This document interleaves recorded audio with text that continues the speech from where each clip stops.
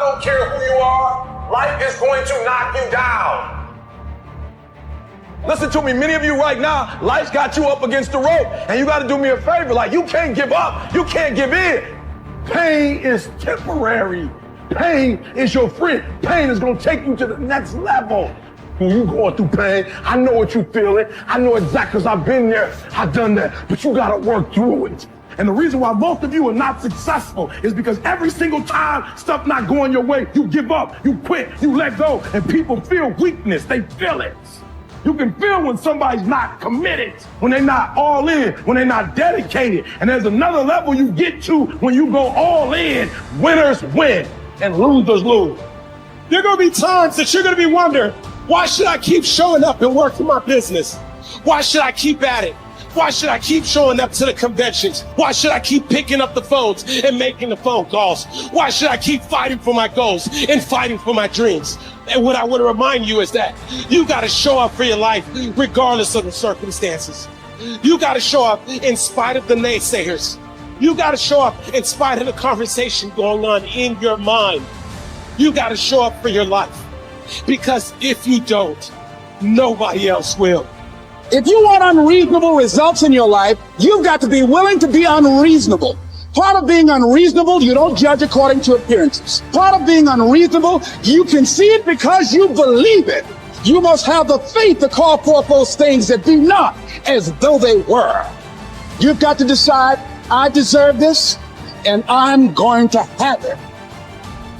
You've got to say yes to your life.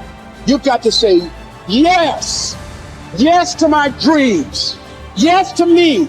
Yes, I can make it. Yes, I can. Doesn't matter how many failures I've made. Doesn't matter how many mistakes I've endured. Doesn't matter about my defeats. Doesn't matter about what I've done.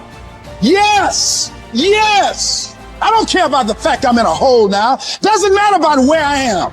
The last chapter to my life has not been written yet. If you judge me now, you'll judge me prematurely.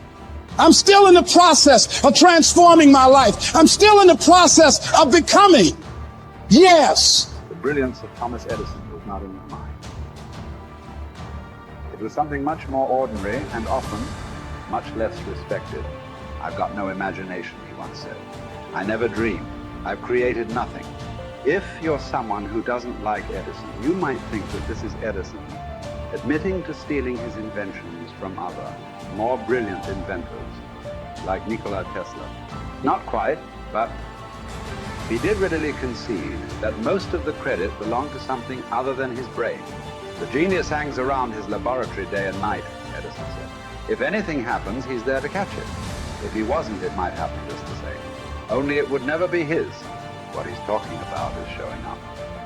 The incredible, underrated power of clocking in every day, putting your ass in the seat. And the luck this seems to inevitably produce. Edison lived in his laboratory and never missed a day.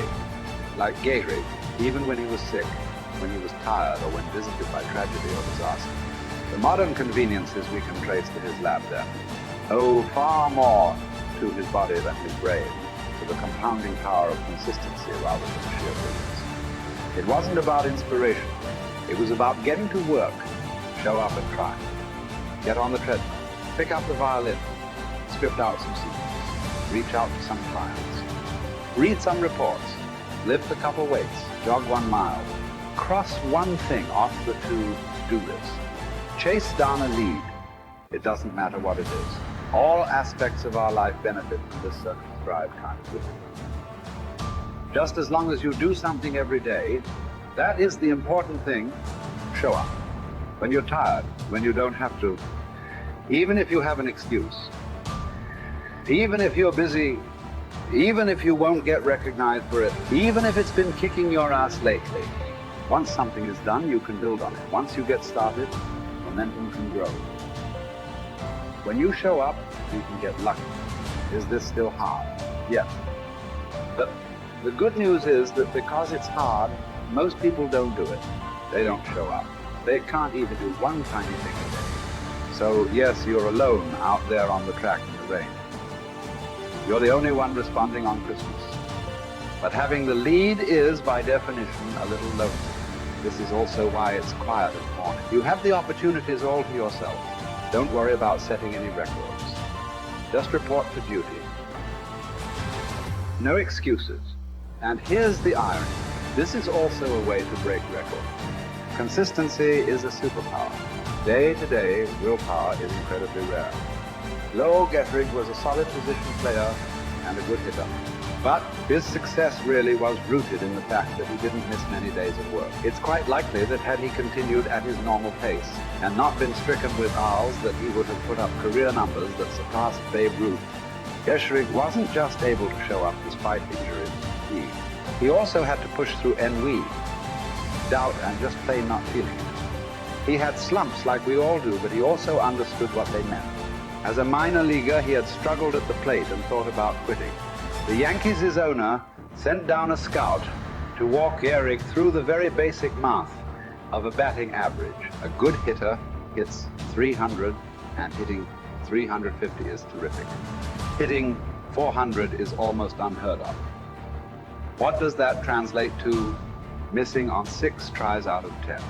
A hitter can also go days, weeks without touching the ball. That's what the scout told him. The most important thing a young ball player can learn is that he can't be good every day. You don't have to always be amazing. You do always have to show up.